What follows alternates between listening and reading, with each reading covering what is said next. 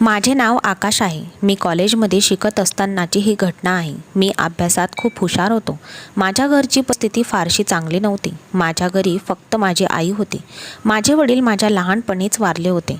आईने लोकांचे कपडे शिवून आपला उदरनिर्वाह चालवला होता. पण मी माझ्या आईला मदत केली पाहिजे अशी तीव्र भावना मला वाटत होती. म्हणून मी एक दिवस ठरवले की मी ट्युशन घेईन.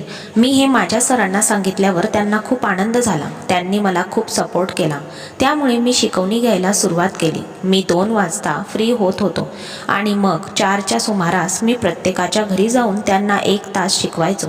या कामावर आई देखील खूप खुश होती, कारण या शिकवणीच्या कामात मी खूप चांगले पैसे कमवू लागलो होतो. असेच दिवस जाऊ लागले. एक दिवस माझे सर मला म्हणाले, बेटा, माझी एक मुलगी आहे. जर तू तिचीही शिकवणी घेतलीस तर मला मदत होईल. मला तर आश्चर्य वाटले, कारण ते स्वतः एक शिक्षक होते. त्यामुळे ते आपल्या मुलीला शिकवू शकले असते. पण ते म्हणाले, माझी मुलगी खूप खोडकर आहे. जर तू माझ्या मुलीला शिकवले तर मी तुला चांगले पैसे देईल. हे ऐकून मला पण आनंद झाला, कारण मला माहीत होते की सर खूप श्रीमंत आहेत. त्यांचा पण एक ऑनलाईन बिझनेस आहे, ज्यामुळे ते मला खूप चांगली फी देऊ शकतात. मग मी ट्युशन घ्यायला तयार झालो. मी म्हणालो, ठीक आहे, 2-3 दिवसात तुमच्या घरी येईल. सर त्याच दिवसापासून आपण सुरुवात करूया. पण ते म्हणाले, बेटा, तू आज ये. माझी सुट्टी होताच मी सरांसोबत त्यांच्या घरी गेलो. त्यांनी मला ड्रॉइंग रूममध्ये बसवले आणि म्हणाले, मी माझ्या मुलीला पाठवतो. मी 3-4 मिनिटे वाट पाहिली आणि काही वेळाने ती मुलगी ड्रॉइंग रूममध्ये येताच तिला पाहून मला आश्चर्य वाटले, कारण ती खूप सुंदर होती. मला माझ्या डोळ्यांवर विश्वास बसत नव्हता की समोर बसलेली व्यक्ती मुलगी आहे की अप्सरा. ती समोर येऊन बसली. याआधी मी मुलीशी कधीही बोललो नाही, कारण मी लाजाळू प्रकारचा मुलगा आहे. माझ्या आईने मला खूप चांगले वाढवले आहे. मला कोणतीही बहीण नव्हती. मी एकटाच होतो. त्यामुळे मला मुलींची बोलायला जमत नव्हते. मी त्या मुलीशी खूप आदराने काही वेळ तिच्याशी बोलत होतो. मी तिला शिकवत राहिलो. त्यानंतर मी तिला सांगितले की आजसाठी हे पुरेसे आहे. असं म्हणत मी घरी गेलो. पण माझ्या मनात अजूनही त्या मुलीचेच विचार होते. त्या मुलीचं नाव चांदणी होतं. ती खूप सुंदर होती. चांदणी मला खूप गंभीर स्वभावाची वाटत होती. ती खोडकर असेल असे देखील वाटत नव्हते. पण दुसऱ्या दिवशी मी आश्चर्यचकित झालो, कारण दुसऱ्या दिवशी मी चांदणीला न सांगता तिच्या घरी गेलो होतो. तेव्हा मी चटकन नजर खाली केली, कारण मला तिला तसे बघायचे नव्हते. ती तिच्या मैत्रिणींसोबत खेळत होती. पण तिने मला पाहताच ती पटकन आत गेली. काही वेळाने ती माझ्याकडे अभ्यास करायला आली. आता तिने एक लांब टी-शर्ट घातला होता. याआधी तिने खूप मिनी टॉप घातला होता. ती म्हणाली, सर, माझी उद्या टेस्ट आहे. मी तिची टेस्टची तयारी करून घेतली आणि तिला बजावले की तुला या परीक्षेत खूप चांगले मार्क्स मिळवायचे आहेत, कारण मी तुझी खूप चांगली तयारी करून घेतली आहे. माझ्या बोलण्यावर ती म्हणाली, नाही सर, मला जीवशास्त्र खूप अवघड जातो. मला चांगले मार्क्स मिळू शकत नाहीत. पण मी पास नक्की होईल. मला आश्चर्य वाटले. पण ती रडण्याआधीच मी तिला सांगितले, ठीक आहे, पण तू नापास झालीस तर मग? ती म्हणाली, मग सर, तुम्ही मला कोणतीही शिक्षा द्या, मी त्याचा स्वीकार करेल. तिच्या बोलण्यावर मी खोडकरपणे हसायला लागलो. मी म्हणालो, ठीक आहे, जर तू नापास झाली तर मी तुला शिक्षा देईन. आता मी तिच्या परीक्षेत नापास होण्याची वाट पाहू लागलो, जेणेकरून मी तिला काही शिक्षा देऊ शकेन. मला कळत नाही का मला चांदणीला चिडवायला खूप मजा येऊ लागली होती.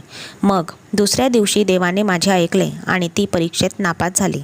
माझे हृदय आनंदाने उड्या मारायला लागले होते. पण मी माझा चेहरा खोट्या रागाने सजवला आणि अंजलीला म्हणालो, तू हे काय केले आहे? मी तुझी इतकी छान तयारी केली होती, पण तू परीक्षेत नापास झालीस. ती म्हणाली, सर, तुम्ही मला जी काही शिक्षा द्याल ती मला मान्य आहे. पण तुम्ही मला शिकवलेले मी सर्व विसरले होते. मला बायोलॉजी खूप अवघड वाटत होते. ती मला खूप निरागसपणे सांगत होती. मी तिला म्हणालो, मी काल काय सांगितले होते? ती म्हणाली, सर, जर मी परीक्षेत नापास झाले तर तुम्ही मला शिक्षा कराल. मी तिला सांगितले की ठीक आहे, मग तुला काय शिक्षा हवी आहे? ती म्हणाली की तुम्ही मला जी शिक्षा द्याल ती मी स्वीकारेन. तिचे सौंदर्य पाहून माझे मन निरागसतेने वाहू लागले. मी तिच्याकडे एक कटाक्ष टाकला होता. घरात आम्हा दोघांशिवाय कोणीही उपस्थित नव्हते. एवढी सुंदर मुलगी माझ्यासोबत हजर होती. तिचे सौंदर्य पाहून माझ्या मनात विचित्र विचित्र विचार येत होते की आता माझ्यावर सैतान पछाडला होता. मी तिला हळूच सांगितले, मग ठीक आहे, माझ्याकडे ये, मला तुला शिक्षा करायची आहे. चांदणी खूपच मासूम होती. तिने माझी विनंती मान्य केली आणि माझ्याजवळ येऊन बसली.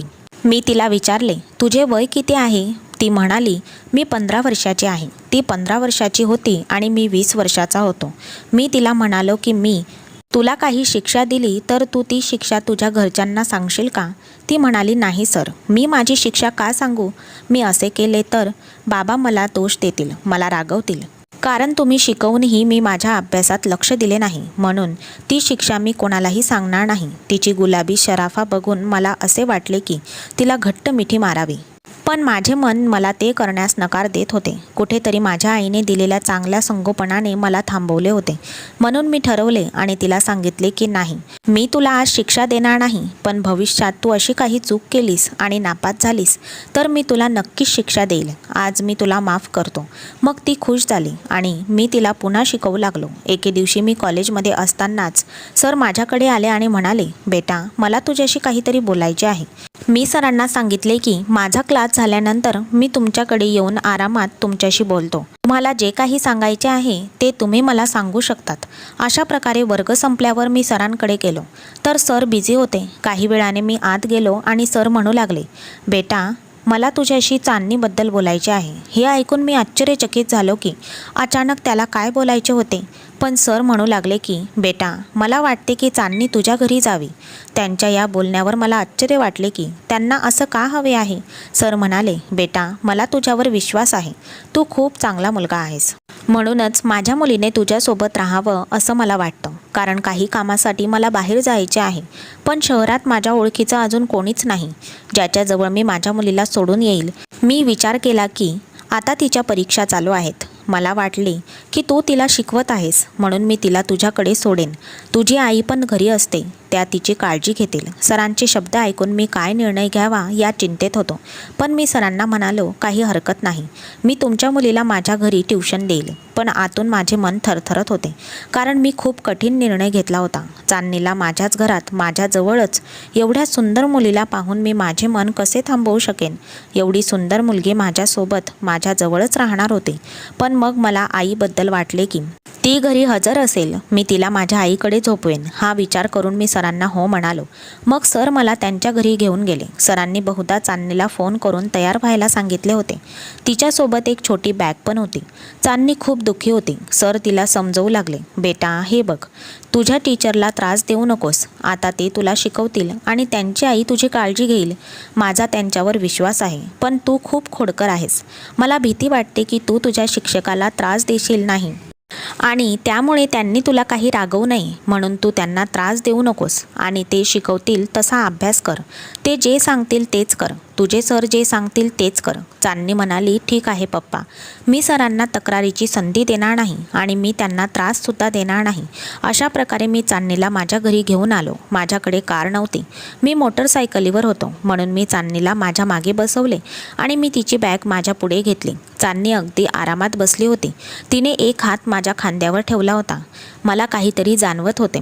माझे हृदय विचित्र पद्धतीने धडधडू लागले होते. मला त्या मुलीपासून जितके दूर राहायचे होते तितकेच माझे हृदय तिच्याकडे खेचत चालले होते.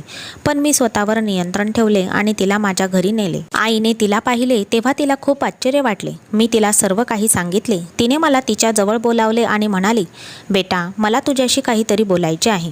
मी आईच्या खोलीत गेलो तेव्हा आई म्हणाली, बेटा, तू हे काय केलेस? तुला माहीत आहे तुझ्या चुलत भावाचे लग्न आहे. मला तिथे जायचे आहे. ते लग्न दुसऱ्या शहरात आहे. मी 3-4 दिवसानंतर येईल आणि आता तू चांदणीला घेऊन आला आहेस. मग ती एकटी कशी राहील? आईचे बोलणे ऐकून माझ्या मनात आले की तिला लग्नाला जायचे आहे. आता मी काय करू? खूप विचित्र वाटत होतं. पण मी स्वतःला समजावलं आणि आईला सांगितलं की या समस्येवर तोडगा काढ. आता मी चांदणीला परत पाठवू शकत नाही, कारण चांदणीचे वडील गेले आहेत आणि जर मी सरांना नकार दिला तर ते त्यांना आवडणार नाही. म्हणून तू शहरात जा. मी चांदणीची काळजी घेईन. ती खूप चांगली मुलगी आहे. मला कुठलाही त्रास देणार नाही. आई म्हणू लागली, बेटा, आपण असं करू शकत नाही. गल्लीतली लोक काय म्हणतील? मला राग आला. मी म्हणालो, आई, तू केव्हापासून गल्लीतल्या लोकांचा विचार करायला लागलीस? तुम्हाला तुमच्या स्वतःच्या मुलावर विश्वास नाही का? आई, तू असं कर, तू आरामात लग्नाला जा. मी इथलं सगळं सांभाळेल. मी तुमच्या संस्कारांवर कधीही डाग लागू देणार नाही. माझ्या आईला माझ्यावर विश्वास होता, म्हणून ती लग्नाला गेली. आता या घरात मी होतो आणि चांदणी होती. चांदणी माझ्यासोबत होती. ती मला विचारू लागली, सर, तुमची आई कुठे गेली? मी तिला सांगितले की तिला काहीतरी काम आहे, ती रात्री येईल. मी तिला काहीच सांगितले नाही आणि फक्त एवढेच सांगितले की आई कामासाठी गेली आहे, ती लवकरच परत येईल. मी चांदणीला शिकवायला सुरुवात केली होती, पण ती म्हणाली, सर उद्या सुट्टी आहे आणि मला शाळेत जायचे नाही, म्हणून तुम्ही मला बाकीचे उद्या शिकवा. मला पण आठवलं की उद्या सुट्टी आहे आणि मला उद्या शाळेत जायचे नव्हते, कारण आमच्या कॉलेजमध्ये स्पोर्ट डे असणार होता, म्हणूनच मला रजा घ्यावी लागली. मी चांदणीला म्हणालो की तू आता झोपून घे, कारण उद्या सुट्टी आहे. तर चांदणी म्हणाली, ठीक आहे सर. मी तिला रूमचा रस्ता दाखवला. ती तिथे गेली, पण अचानक तिला माझ्या आईचा विचार आला. ती म्हणाली, सर तुमची आई अजून आली नाही, ती कुठे गेली आहे? मी बहाणा केला आणि सांगितले की आईला यायला रात्र होईल, ती लवकरच येईल. तिला माझ्यावर विश्वास होता की ती येईल, पण मला आतून काळजी वाटू लागली होती, कारण मला आता असे वाटायला लागले होते की मी हे करायला नको होते, मी तिच्याशी खोटं बोलायला नको होते, पण मी असहाय्य होतो. मला वाटत होतं की तिला हे कळायला नको की आम्ही दोघे या घरात एकटे आहोत आणि तिच्या मनात माझ्याबद्दल वाईट भावना निर्माण व्हायला नको. ती तिच्या खोलीत जाऊन झोपली. मग मी देखील माझ्या खोलीत आलो. मी गाढ झोपेत होतो तेव्हा अचानक मला असे वाटले की मध्यरात्री अचानक माझ्या खोलीचा दरवाजा उघडला आहे. माझ्या खोलीत अंधार होते. असे वाटले की कोणीतरी येऊन माझ्या पलंगावर झोपले आहे. हे पाहून मला धक्का बसला. अचानक मला चांदणीचा विचार आला. मी माझ्या खोलीत लाईट लावली, पण जशीही माझी नजर चांदणीवर गेली, मला खूप मोठा धक्का बसला. ती माझ्या बेडवर पडली होती. मी तिला म्हणालो, हे काय आहे चांदणी, तू इथे या वेळेला काय करत आहेस?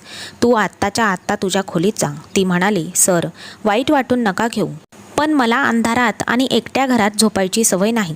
मी कधीच एकटी झोपले नाही. मी जेव्हाही झोपते तेव्हा मी फक्त पप्पांच्या खोलीतच झोपते. मी माझा पलंग माझ्या पप्पांच्या खोलीतच ठेवला आहे आणि जर माझी चूक नसेल तर मला हे देखील माहीत आहे की या घरात तुमच्या आणि माझ्याशिवाय कोणीही उपस्थित नाही आहे. पण मी काय करू? मला एकट्यात भीती वाटते. मला एकटीला झोप येत नाही, म्हणून मी तुमच्याजवळ झोपेन. तिचे बोलणे ऐकून मला तिच्या वेडेपणावर भिंतीवर माझे डोके आपटावे असे वाटले. ही कशी मुलगी आहे जिला माझ्यासोबत राहायला लाजही वाटत नाही. मी तिला म्हणालो, चांदणी तू एवढी पण लहान नाहीस. तुला माहीत आहे की आपण दोघे एकाच खोलीत राहू शकत नाही. मला आता हेही समजावून सांगावे लागेल का तुला? ती म्हणाली, मला माहीत आहे, पण मी काय करू? मी असहाय्य आहे.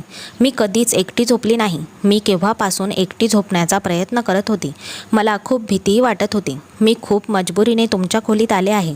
मला वाटले की मी तुमच्या पायाजवळ शांतपणे झोपेन, पण त्या खोलीत एकटी झोपणार नाही, असे म्हणत ती रडू लागली. तिचा आवाज माझ्या आत घुसला. मला तो आवाज अस्वस्थ करू लागला होता. मी पटकन म्हणालो, ठीक आहे, गप्प बस, मी काहीतरी उपाय शोधून काढतो. पण मला काही उपाय दिसत नव्हता, म्हणून मी एक ब्लँकेट काढून माझ्या पलंगाच्या बाजूला ठेवण्याचा प्रयत्न केला आणि मग सांगितले, तू इथे झोप, मी बेडवर झोपतो. ती मला सांगू लागली, पण मी खाली झोपू शकत नाही, मला पलंगावरच झोप येते. मी तिला माझी जागा देण्यास भाग पडलो आणि मग ती बेडवर झोपली आणि मी खाली झोपलो. मी स्वतःला मनातल्या मनात कोसत होतो की ही गोष्ट माझ्या लक्षात का आली नाही की आई बाहेरगावी जाणार होती, ती घरी नसेल, नाहीतर मी चांदणीला कधीच सोबत आणले नसते. पण आता चांदणी सुखाने झोपली होती आणि मला फरशीवर झोपता येत नव्हते. चांदणीची झोपण्याची स्टाईल मला आणखीनच त्रास देत होती. तिने खूप मोकळा नाईट सूट घातला होता आणि ब्लँकेट काढून फेकून दिले होते आणि बेडवर एकदम बिनधास्तपणे झोपली होती. माझी नजर पुन्हा पुन्हा तिच्याकडे जात होती आणि माझ्या मनातील भावना नियंत्रणाबाहेर जात होत्या. मी कसे तरी स्वतःला नियंत्रण ठेवले होते, पण मी विचार केला होता की मला पुढे काय करायचे आहे ते. दुसऱ्या दिवशी मला खूप राग आला होता. चांदणी लवकर उठली होती. तिने खोलीतला लाईट लावला होता. मी तिला रागाने म्हणालो, हे काय आहे चांदणी? मी ठरवले होते की आता मी तिला खूप रागवणार आहे. तिच्यावर एवढा राग करेल की तिला कळेल की तिने काय केले आहे. त्याचप्रमाणे मी तिला शिकवतानाही खूप फटकारले. मी तिला एक एक टॉपिक पुन्हा आठवायला सांगायचो आणि तिला आठवत नव्हते, म्हणून मी तिला रागाने एक चापटही मारली होती आणि ती माझ्याकडे बघून स्वतःचा गाल चोळत होती.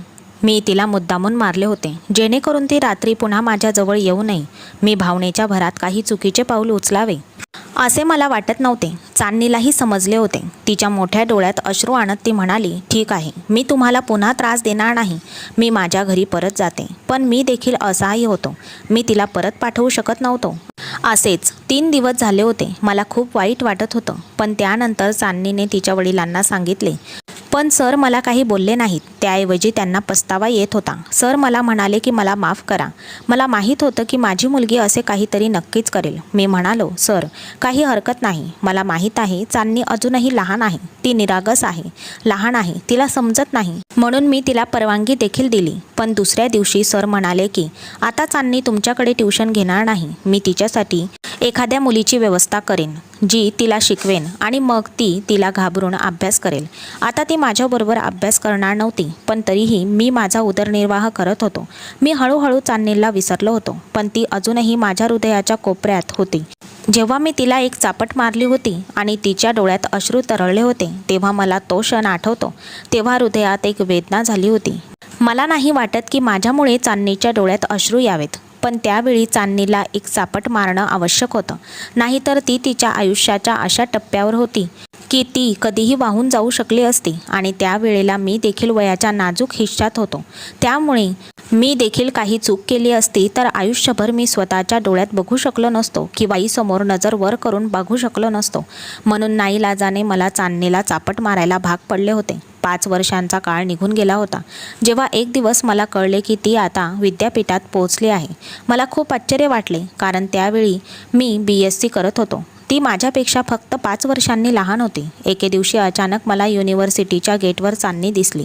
मी तर चांदणीच्या सौंदर्याने मंत्रमुग्ध झालो होतो. ती आता लहान आणि खोडकर नव्हती. ती मोठी होऊन हुशार झाली होती. तिला युनिव्हर्सिटीचा फील आला होता. काही मुलं तिच्या आजूबाजूला उभी होती आणि तिच्याशी बोलत होती. मला आश्चर्य वाटलं. मी तिच्याकडे एक कटाक्ष टाकला. कदाचित तिनेही मला ओळखलं असेल, पण ती माझ्याजवळ आली नाही. म्हणून मला आश्चर्य वाटले की एवढा पण काय राग, ती माझ्याजवळ देखील आली नाही. बरेच दिवस असेच निघून गेले. माझे मन तडपत होते. माझ्या हृदयात दडपलेले चांदणीचे प्रेम आता मला त्रास देऊ लागले होते. मी आता चांदणीला रोज पाहत असायचो. तिच्याजवळ रोज तेच 3-4 मुले उभे असायचे जे तिचे मित्र झाले होते आणि ही गोष्ट मला खूप वाईट वाटत होती. एक दिवस मी जबरदस्तीने चांदणीकडे गेलो आणि तिला विचारले, तू मला ओळखतेस का? तेव्हा ती काहीच बोलली नाही. मग मी रागाने तिचा हात पकडला आणि तिला टेरेसवर घेऊन गेलो. तेव्हा ती म्हणाली, हे काय करत आहात तुम्ही?